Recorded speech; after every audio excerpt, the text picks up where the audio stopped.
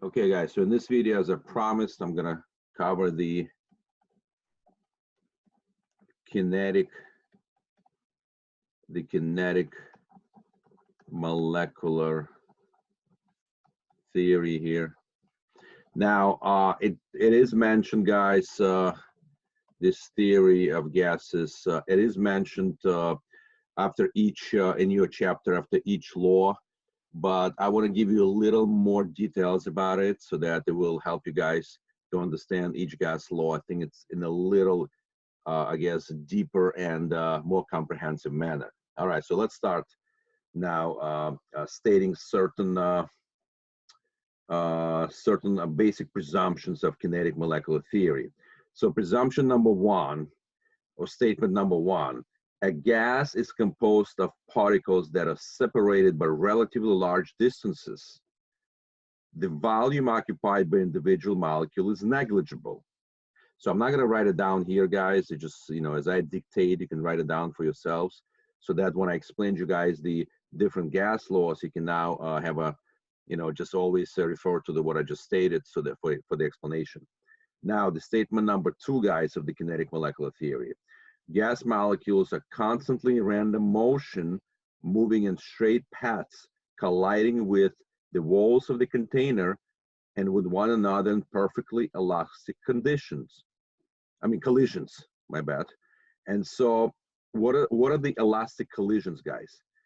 The energy is transferred but not lost in the collision. So in other words, when one molecule collides with another molecule and has a certain kinetic energy, that kinetic energy is completely transferred to the other molecule without any loss. Now, statement number three, gas molecules do not exert attractive or repulsive forces on one another. So they acting like as if they are billiard balls that are, if when they come into contact, again, they don't stick to each other. They just acting like, the inert substances. And so number four, very important statement now, the average kinetic energy of gas molecules in the sample is proportional to the absolute temperature. So what does it mean? It means that as the temperature goes up of the gas, so does the kinetic energy of the gas. And if the kinetic energy, guys, if you remember, E kinetic is equal to 1/2 mv squared. So if this goes up, now this goes up, so let me just state E kinetic now, and it will be average kinetic energy here, is absolutely directly related, guys, to the temperature and degree Kelvin here. So if the temperature goes up, so does the average kinetic energy goes up, and so does the velocity, guys, of each individual gas molecule. So this is very important here now. So as I will start now explaining different laws or different, I guess, property of gas, you will now understand why I mentioned now the four statements, guys, of this kinetic molecular theory, four assumptions. All right, so number one now, compressibility. So why do the gases can be compressed? And the reason gases can be compressed, because they are separated, guys, by large distances. This is the assumption number one that I mentioned before, okay? So as a result, they can be moved now closer to each other. Now, how do you explain now the Boyle's law, where the volume P times V is equal to some constant or inverse relationship here? And the way you can explain it now, if you have a container here, and you have this movable piston here, this is a movable piston here, and you got a gas captured here. And so let's say this movable piston now moved and decreased the volume here, and decrease the volume here of the gas. So what happens now your gas is now captured same number of moles, but now you have smaller now in the smaller volume. Since the pressure is nothing else as the frequency of the collision of the gas molecules that exert certain force over a given area here, when you now decrease the volume, what's happening is you got now increasing the frequency of the collisions over a smaller area, and as a result, guys, your pressure will go up. And that's how you guys explain smaller the volume, higher the pressure now, the Boyle's law. Now, when we go now to explain the Charles's law, we can use now the same container now. We got this container now with a movable piston here also. And so now we got these gas molecules captured. So let's say we apply some heat in here. So heat goes in to increase the temperature here, right? To increase the temperature. So what happens now to the movement now, to the velocity of these gas molecules? First of all, also what I need to mention here, there is the atmospheric pressure, guys, of course, here now applied on the other side of this piston. And so right now, let's say, of course, when we do talking about the Charles' law, we're talking about the pressure inside being constant. Okay, great. So when you're now supplying the heat, you start increasing the temperature. And if you increase the temperature, the average kinetic energy of the molecules goes up.